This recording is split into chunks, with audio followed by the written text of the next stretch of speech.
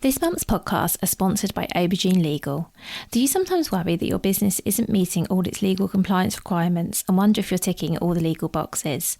Are you losing sleep worrying about a piece of legislation that you may or may not be complying with? Perhaps you need some help with your client contracts or your data protection compliance. Or maybe you're worried that your website doesn't have the right documents or legal notices in the right place. Perhaps you have a brand that you want to protect with a trademark. How about if you could outsource it all and eliminate all of your worries? If so, then get in touch with Aubergine Legal, a friendly commercial legal consultancy offering practical and clear commercial legal advice without the overwhelming legal jargon, taking the worry away and helping you to protect your business and minimise your risks. Aubergine offers a free 30-minute consultation if you have any questions or want to find out if they can help, and you can access this link and book your free 30-minute call via the link in the show notes.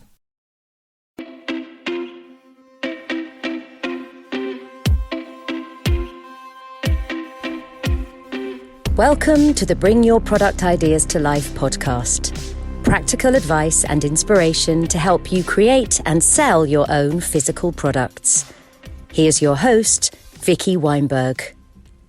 Hi, I'm so excited today to introduce Emma Peries to the podcast. Emma is also known as Digital Mother, and she helps mums in business learn how to succeed on socials, which she does through providing training. So Emma and I spoke a lot about how to sell your products on social media. We covered which channels are best for selling your products, how many channels you should be selling on, and the kind of posts you can do to really sell your products. We also spoke about the social side of social media and how important engagement is on whatever platforms that you choose. So I really hope you're going to find this conversation useful. We go into lots of practical things that you can go away and do. And so I'd love now to introduce you to Emma. So hi Emma, thank you so much for being here. Hi, you're welcome. It's really nice to join you. Thank you. And can you please start by introducing yourself, your business, and what it is that you do, please? Sure. So I'm Emma Peries, Digital Mother, and I'm a social media trainer.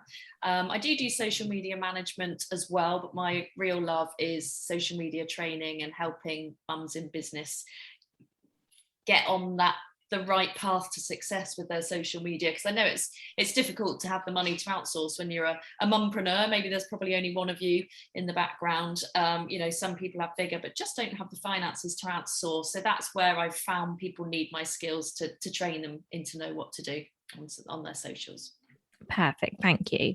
So we're here today to talk about product businesses. So let's start right at the beginning with what's probably quite a big question actually. Why does your products business need to be on social media? Why do we need to be there in the first place? You know, maybe we've got a website, maybe we sell on Amazon. Why do we need social media? For me, I guess it's just like anything else. It's a free tool.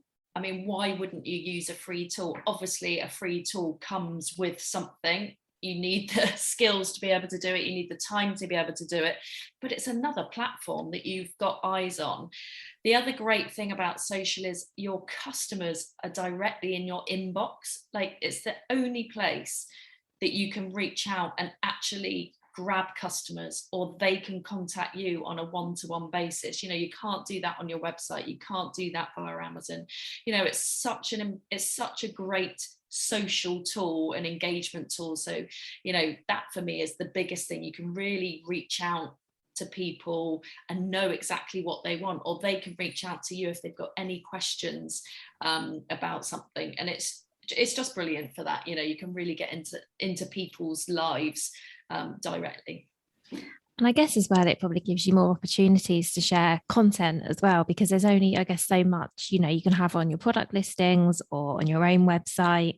But with social media, I guess you can respond to things instantly, can't you? You know, if there's something you need to get out there, or I suppose you can also have depending on your brand, you can have a bit more fun perhaps as well than you might do somewhere else. I think, you know, the websites are still, you know, so important. Everybody goes to a website, especially for obviously a product-based business, to look at things, but sometimes there isn't quite the personality or the information there that sometimes people need. And you know, some people might just, you know, I still love to go and feel something when I'm buying something, but none of us do that anymore. So, you know, you might just have a question about, and I'm sure we've all bought something and got the wrong size, or or you know, something's coming, you're like, oh, I didn't quite understand that. So actually to have that person there to be like, oh, could you just tell me exactly what size that is, or how, you know, why do you use that fabric, or anything like that. You know, you can really go into detail on socials in using, you know, your products behind the scenes, and people can get a real feel for who you are. And people buy from people. We buy something because we like it, but what you can give them on social media is you and your business and your you know, what the essence of your business is. And you know, and people end up following things on social because you're independent, but because they also feel like they know you. So you know, you can really reach out and feel like we're actually buying from that person, we're going to help that person, as well as having something that we love. Yeah, thank you. It's really nice what you said about being able to talk to them. I guess I didn't think of it like that. It is about being able to have conversations, which is, It you know, it's is. not just about posting, is it? It's about actually being able to talk to people. Yeah, and that's the biggest thing for me on social. And I think possibly what, you know, it's interesting that you said you hadn't thought about it. It's the biggest thing that we forget to do. You know, everybody's so consumed about posting, and posting at the right time, or the right thing, or the every day, or you know, whatever everyone thinks they're supposed to do. But actually, you could sit back, and as long as you're engaging with people and you're building relationships with people, and there's a skill in that, like even if you're behind a phone, some people aren't comfortable with that, but you know, and these things need to be learned. There are tricks, and you know, how to engage with people, or you know, even how you do it, how you search for people. But it's so important, and it's the one thing people forget to do, and that's proactively go out and start conversations with people. Thank you. That's such great advice. Already, we're not even a few minutes in, and that's just, yeah, thank you. That's really been helpful for me even. Good. So there are so many social media channels out there, as we know, and there are new ones appearing all the time. I keep hearing people telling me I need to be on TikTok now, but I'm resisting that.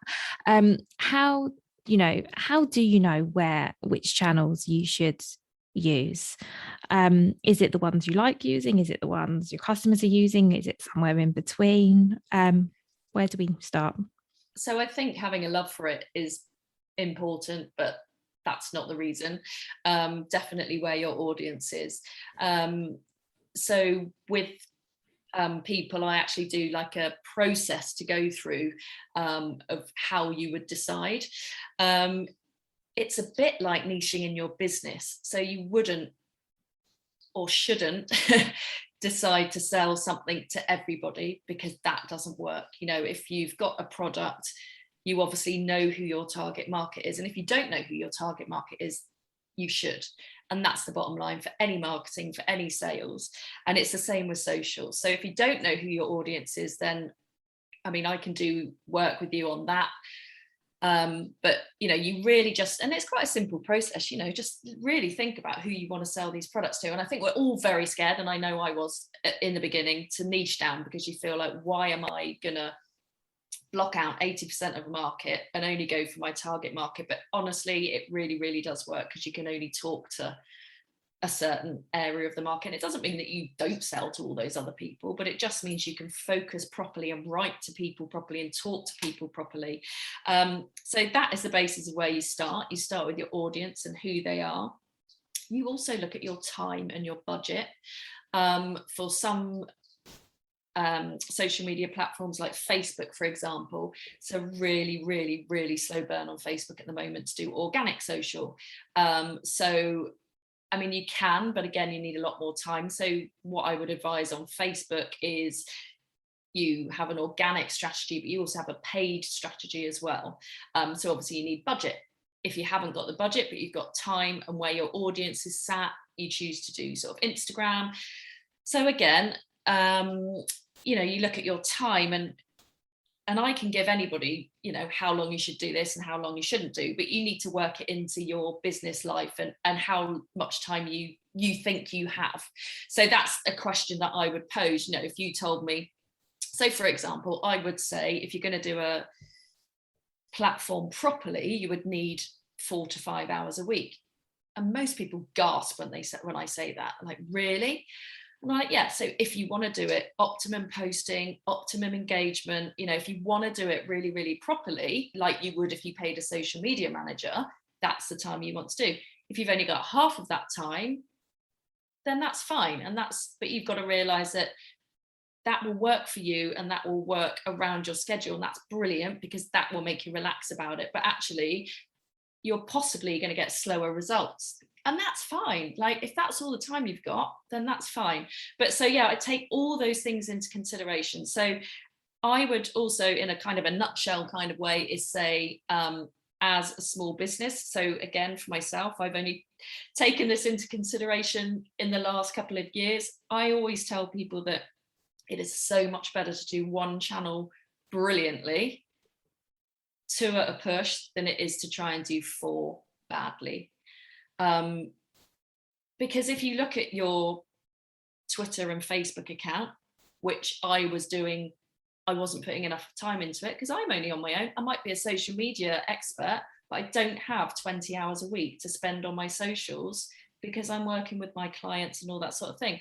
So I took my own advice and went, right, I'm now going to specialize in 2 channels because that's the only time that I've got. So now I do Instagram and LinkedIn as my specialist, because you don't want your customers going on a social media channel that isn't being loved and thinking, oh, well, are they in business still?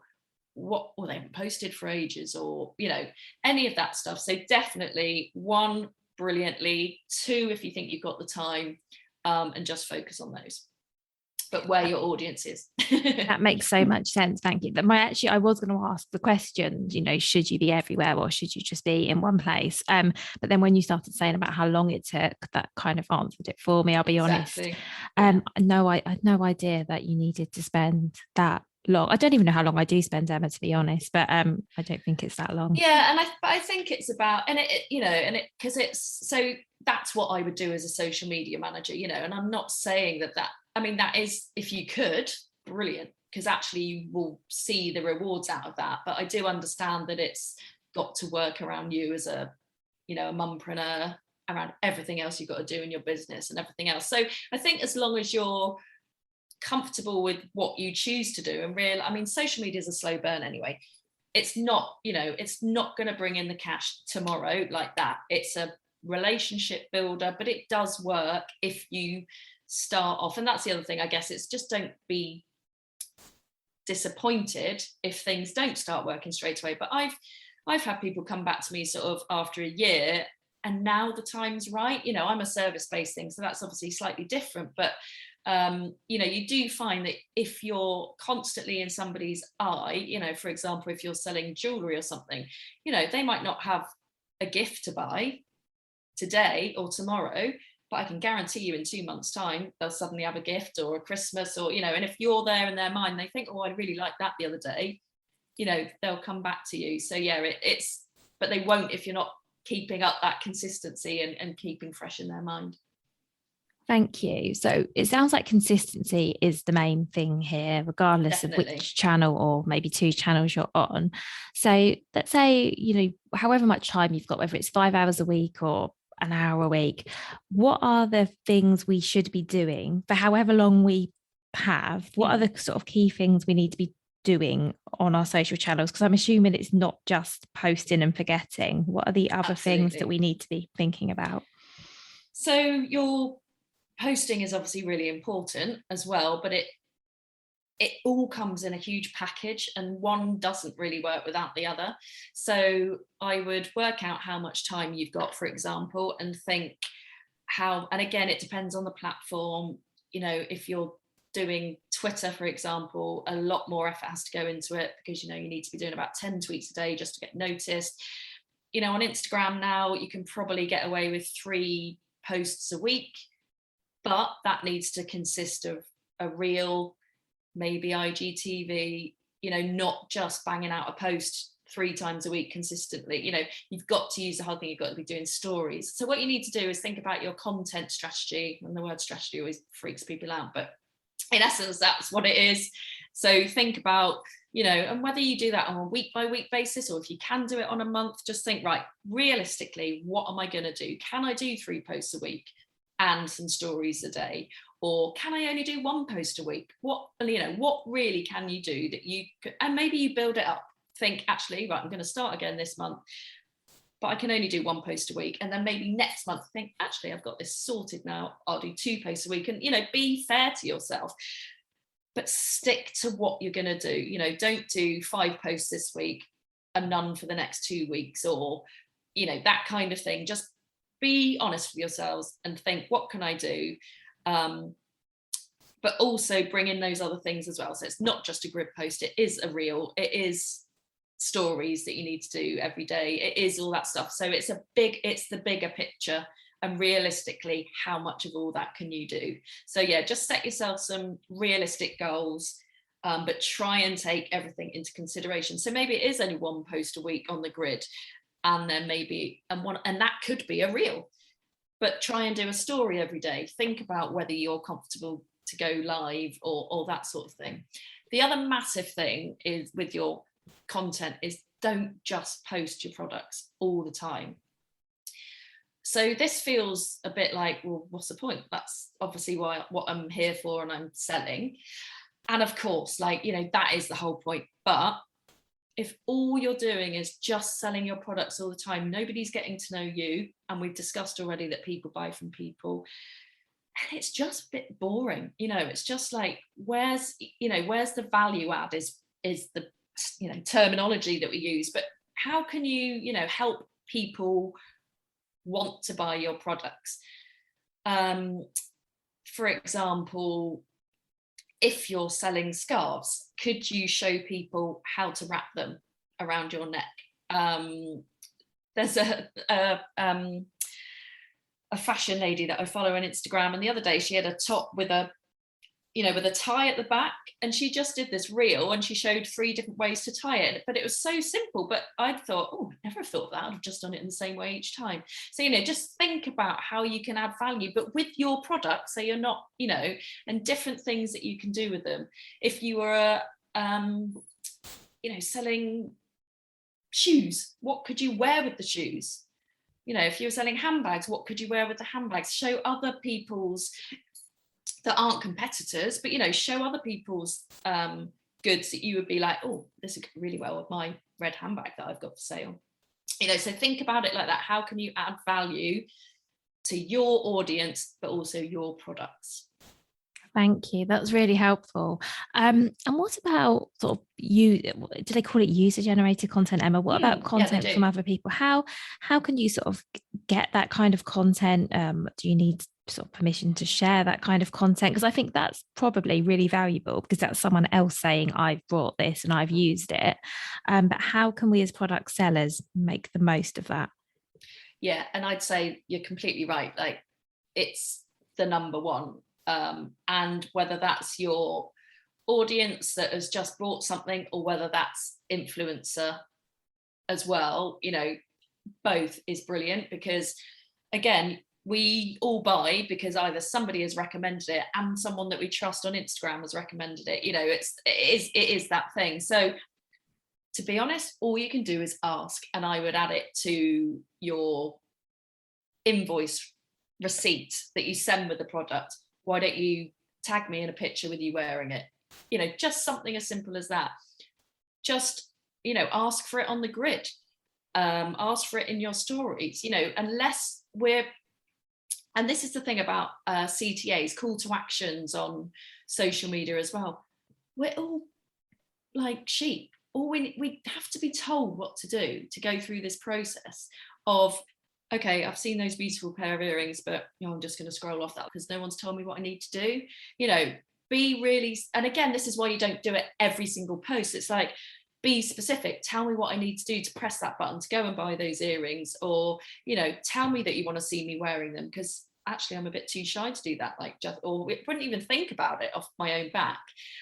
So yeah, just ask. And actually, the more you get and the more you share, then maybe that, think about a branded hashtag maybe that you use for your customers. Is it wearing whatever your brand name is, or is it, some people give their followers a nickname, don't they? Just think a bit why people would want to get involved with that. And, it's going to be hard. I'm not saying this hashtag's suddenly going to take off, but actually, if you start using things slowly and you can brand it in some nice way, then, people might want to be part of that.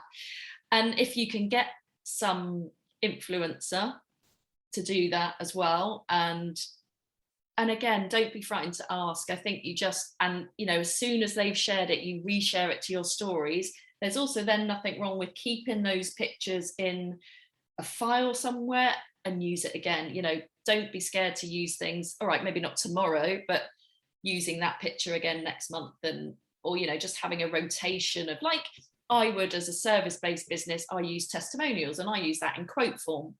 And again, there's nothing wrong in doing that. If somebody sends you a lovely email to say, oh, I love this, and my friend loved it, she was, I gave it to her for her birthday, use a quote. It doesn't necessarily have to be someone wearing it, but if you can get that picture of somebody wearing it, then yeah. My philosophy is, and I'm not, yes, definitely you should get someone's permission for it. If they send you a picture by email, then say, can I use this on my socials? If they tag you in it on your socials, I pretty much see that as it's out there. And as long as you tag them back in it, but it doesn't take 2 seconds, does it, to just DM them back and go, are you happy for me to share? So yeah, just to make yourself feel comfortable really in doing that. Thank you. That's really helpful. And I just want to pick up on something you said there about sort of keeping photos. So let's say on Instagram, which is obviously a platform where if you scroll, because Facebook I think is a bit harder for this. Instagram, if you scroll down, you can sort of see somebody's grid. For anyone who can't spoil, if no one else can see me but you, Em, I'm doing the scrolly motion here. So is it considered okay to reuse content? So to post the same image 3 months later? When I say is it considered okay, what I mean is, I don't know, I say considered okay, I don't even know by whom, but I mean, I've always there's an unwritten rule, isn't there? Yeah, that you have never to use the same picture on your grid. Yes. Is that not really a rule? No, I think, so I wouldn't use, you wouldn't consistently use the same pictures over and over again. But I think if you think, oh, when did I last post that? Or, you've got to have some evergreen content, because otherwise it's just going to be forever. I mean, it depends. Again, it depends on your products and it depends who you are. But are you going to scroll back through someone's Instagram for a year to see if they posted that picture again? No. Like, who has time to do that? So I just think, make it work for yourself and think about some of the evergreen things, which is what we call, you can use again, and it makes your life easier, especially on a yearly basis. I mean, again, you don't want to churn out the same Christmas post every single Christmas, but if you've got sort of a rotation of product images that you took at Christmas with a tree in the background, this Christmas you might decide to set up a Christmas shoot. And I would say to anybody, I'm sure most people with a product base do have professional photos, but if you can get, a batch of professional photos like I do myself, I'm still a service-based business, so I take pictures of myself. I've now got such a lot of pictures that I can use different things on a kind of a rotational basis. So if you went and did that Christmas shoot this month with your 20 products, and you had from 20 products, you might get 60 pictures, because you can take them from different things. And then maybe, think about, right, I'm going to want to use that this Christmas, next Christmas, and the Christmas after, for example. So take 3 different shots that you're like, oh, there's my 2021 Christmas pictures, and there's my 2022 Christmas pictures, and there's my 2023 Christmas pictures. So you don't actually have to do that shoot again, and you're getting more value for money. I'm not, I know everyone's going to have new things coming out, but if you feel like that is your business and I've got a stock lot, that's just an idea of how you can save a bit of time and money and use them. And use it again, and you can do that seasonally. You might do the same shoot, but take the Christmas tree out the back, and just do different things like that. So just think about when you are doing your photography. Don't think, right, I need a post for tomorrow, I'm just going to get one of my products there and I'm going to take a picture of it. Like, think about it as a whole, and think about it on a seasonal basis, and how it would work for you. Oh, I like that. That's so organised. That's such a good idea. I guess so. It does come down to planning, I guess, then, Emma. Yeah. And I think that's what trips people over. And I think, social media is always at the front of people's mind, but it gets to the back of the list. And, you know, I'm guilty of this too. You know, the thing that actually brings the money is what goes to the top of the list, isn't it? And social kind of, you know, it will in the long term, but actually just posting that today isn't necessarily what I need to do today. So it just, everybody, I think, it always just thinks, but it is something else that needs to be planned. If you, yeah, I'm doing a workshop in a couple of weeks where we are talking about content planning, and it's, you know, the framework that I use, and it's, you know, how you plan it, what you should be putting into your post, all that sort of thing. And instead of scrobbling around every day going, what on earth am I going to post today? It just allows you to think, oh, I've got 9 posts there that I've just decided about. That's, you know, for the next couple of weeks, that's for more. And it does make you think about it much differently. It takes that pressure off the shoulders because you've got it in sight and you know what you're going to do. And then you think, oh, that's what I'm going to do, so I can just do this. And it just, you know, it feels like, oh my goodness, that's something else I need to plan for. That's something else that I need to do. But honestly, if you take a few hours out of one day, it will save that feeling every single day of, oh, what am I going to do now? Yeah, that really makes, actually, last week I spent a whole morning planning, writing and scheduling Instagram posts. Brilliant. And, you know, probably the hardest thing of all of that, Emma, was actually sitting down and doing it. Like started exactly the time to do it, but having it in the calendar and doing it, I mean, it's just a bit of, you can just take a bit of a sigh of relief, because not my favorite. But having it done in one go is actually less painful than, as you say, waking up on Monday morning and thinking, oh, I've got nothing lined up for this week. What on earth am I going to do? Yeah, and I think your flow comes as well. I mean, obviously, if you've got like a framework that I use, and it comes, but even with your own thing, if you haven't got that, you'll just get into a bit more of a flow and think, oh, well, I've talked about that today. Now I'm going to add value on that piece for the next post, and then I'm going to try and sell that bit. And then, you know, it'll just make a bit more sense and take you less time because you're in that flow than it would if you just did it manually every day. That makes sense. Thank you. So we've talked a little bit about content, and I don't want to move away from content and how to sell your products entirely, but I'm just curious to know your thoughts on, say, lots of us are sort of small businesses, maybe we're solopreneurs, and we're, you know, and we're selling our products. Should we, or how much should we be getting a bit of ourselves across? As in, should we be talking just about our products, or should we be sharing a bit about ourselves as well? Or does it really not matter? I've just realised I didn't answer one of your questions earlier, so I'm going to go back to that in a minute. But I think it's up to you.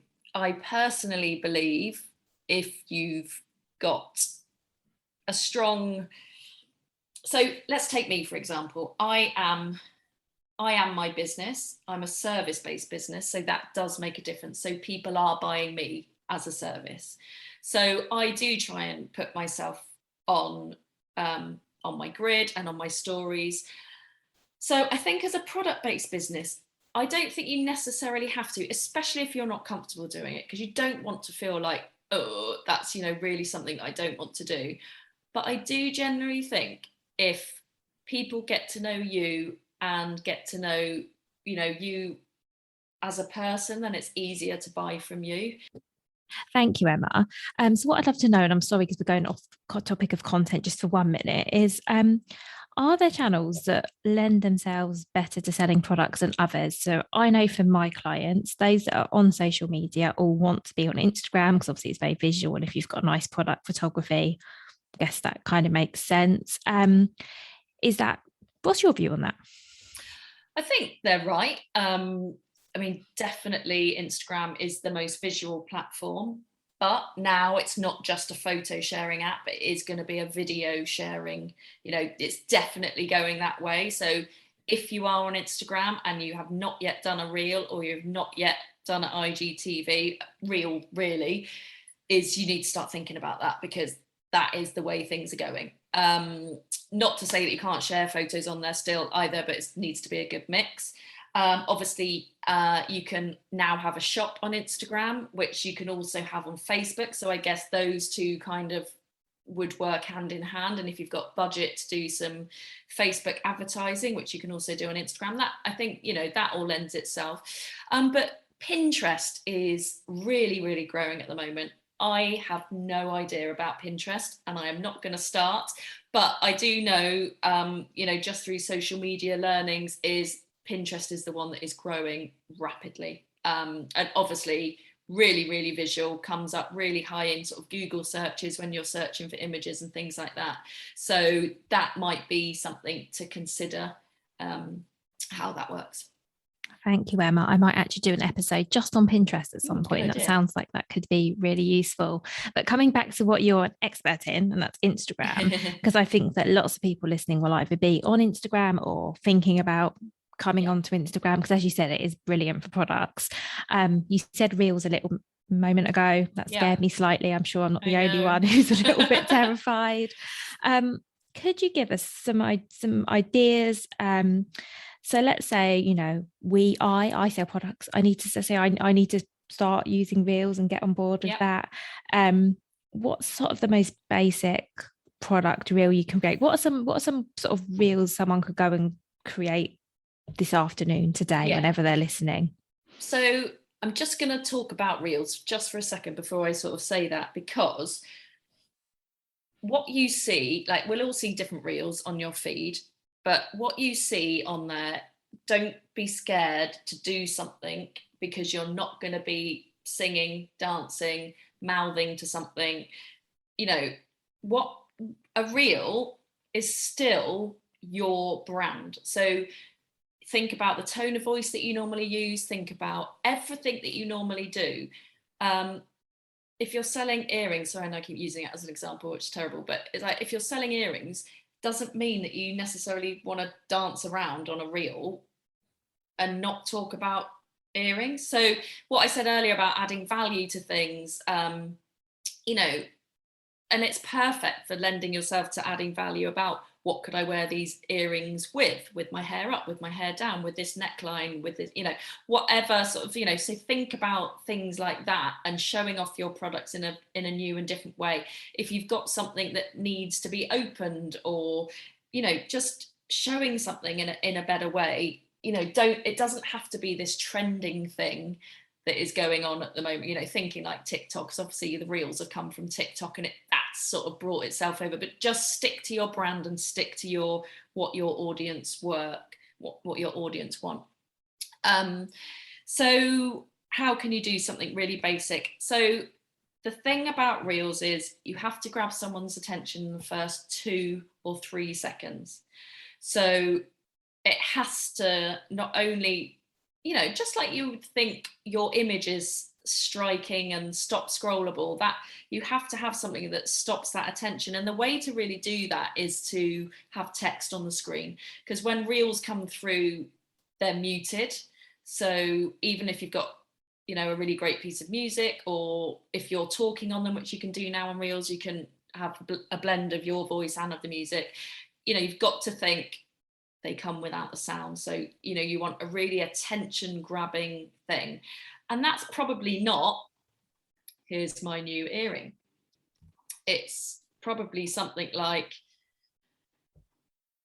you know, did you know? Or like, just think about how you can hook somebody in. Think about, you know, what's going to grab somebody's attention, or can you believe they're made of this, or, you know, whatever. Or do you need this in your life? You know, if you're a baby product, like, you know, think about what your problem you're filling for that mum, and, you know, go in with that kind of a hook.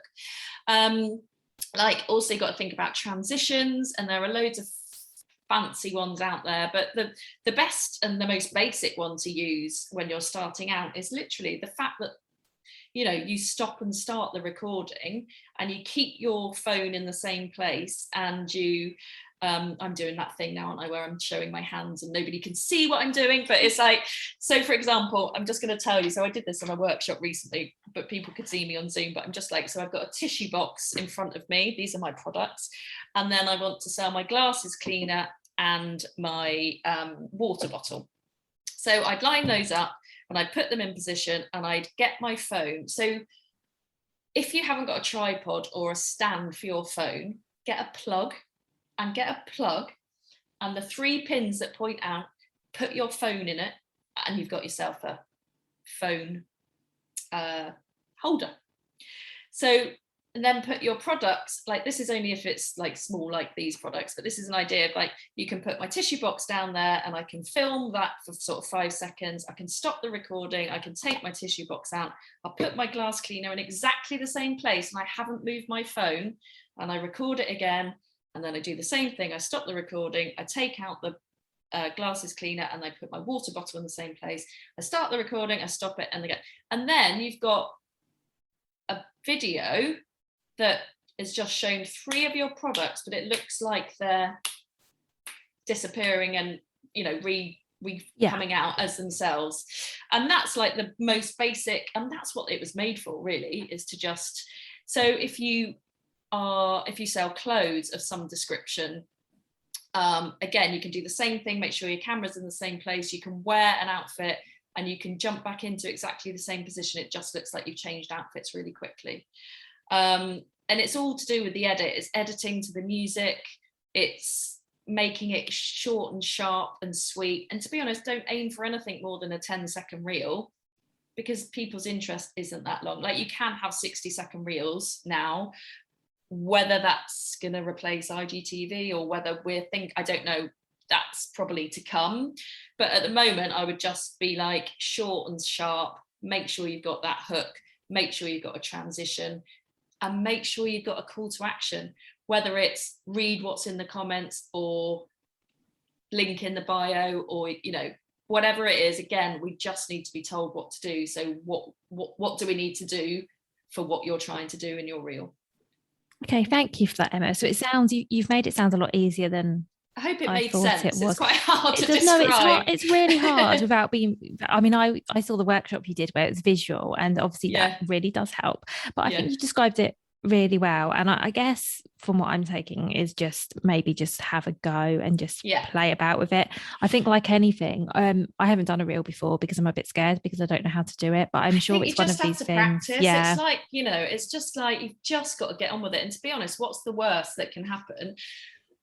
I think you just got to put it out there. And, you know, I would always say to share it to your grid as well, because that's the way it's going to get shown in the feed. I mean, if you're really not confident about it, but you wanted to have a practice and get one out there, then just don't share your first one to the feed.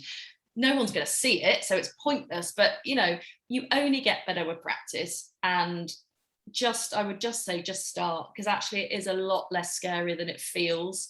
And another really good one, actually, for a product that the sort of baby play mats, you know, if your product transforms a room, for example, can you show like the before? And then the transition really is as easy as putting your hand up to the phone or putting the phone down into the floor, and then making sure that it's coming out of the same thing, but you've got the after. So this is how my product changes the room, you know, that sort of thing. So yeah, there's quite a few, and traditions are quite easy. They look really difficult. I mean, I've got a background in broadcast journalism, so I kind of get how these things work, you know, editing pictures and stuff, but actually it does allow you to do it. That's what it's made for. So just have a play around with the reels itself, and you'll soon get to know what it does. Okay, that is all super helpful. Thank you. I think everyone listening, let's just have a go. Let's all try this, myself included as well. Like, if you've done one and you know, there's all things to do. You've got to think about where the words go, and you don't get them off the screen. Like, I'm sure you've all looked at reels and you can't see the words. You know, they've got to be in the right place. And think like it, but it's all, you know, there's loads of tips and stuff that I could give you, but it's all a learning curve. Unless you do it wrong, you probably don't realise that you need to do it right next time. So yeah, just get on with it and tag me in it. And if you want me to give you some constructive criticism, I will. Thank you. And what's your social Instagram handle? On Emma? Instagram, I'm at digital.mother. Thank you. And we'll put that in the show notes as well to make it super easy. So one final question before we finish up, if that's okay. Yeah. So obviously you've shared loads and loads of us today, and we've all got lots to go away and think about. And I think definitely some content planning is on my list for this week. But what was your number one piece of advice when it comes to selling your products on social media? So this isn't even about product business. My one piece of advice, and we touched on it, I think, a bit earlier, is engagement. And I think it's the one thing that gets put to the bottom of the list, but is super, super important. It is about building relationships. It is about being never post and don't reply to a comment. Because it's your buyers and they're there and they're waiting. It's like anything, and if you get ignored, then might be a bit like So just have a bit more of a strategic way. I hate notifications because it makes you suddenly go, oh, I've got a notification, I've got to do it now. You don't have to do it now. Yes, there's a time scale in replying to people, but make it work in your day and think, right, whenever you post, think, right, an hour later, I'm going to go back and I'm going to check, see who's commented, because that will not only please them, but it will also help the algorithm, because you need to do it as quickly as you can. But it's not just about replying to people that have commented on your post. You need to go out and you need to look for other people. So is it an influencer? Is it somebody that's in a similar field to you? Not a competitor necessarily, but that you can go and engage with their people and find new people. Influencers are great at that you find people in your niche or your thing that you can just start having conversations with, that if they can see your comment, they might think, oh, who's that? Oh, right. And that's how you get them to look at your profile. So if you're not getting out there and joining other people's conversations, it's quite hard to get noticed. That makes sense. Thank you. The other thing that I would say is not necessarily my top tip on social, but a tip, and we have touched on this again, is just think about yourself. Don't, I could give you 101 things that you have to do, and you have to post on this day, and you have to post this many times, and but just sit down and give yourself a minute and think, seriously, how much time have I got to spend on my marketing in a week, and what does that incorporate, and how much of that is social? And set yourself up with if it's only an hour a week, that's all you've got. So use that hour a week. Don't suddenly go, oh, I'm going to do 5 hours this week and then I'm not going to do anything for 4 weeks, and none of us plan to do that, do we? But that happens to all of us, even me. So I would just think strategically about how you can use that hour. So are you going to do, and don't use that hour probably all on a Monday, do think, right, on Monday, Wednesday and Friday, can I fit in 20 minutes of engagement? Or, when I think about that post that you're going to post, can I engage around that post? Because that's probably one of the best things to do is, start engaging with your audience. And then when you're posting, then hopefully that post will get seen as well. So, but make it work for you. Don't get bogged down on everything that you hear and see. You have to make it work for you, and then it will just feel more manageable. That's fantastic. Thank you so much, Emma. So I'm going to link to your website and all of your socials in the show notes. People can come and find out more about you and what you do. And yeah, thank you so much for all that you've shared. Is that okay? Really helpful. Hopefully not too waffly.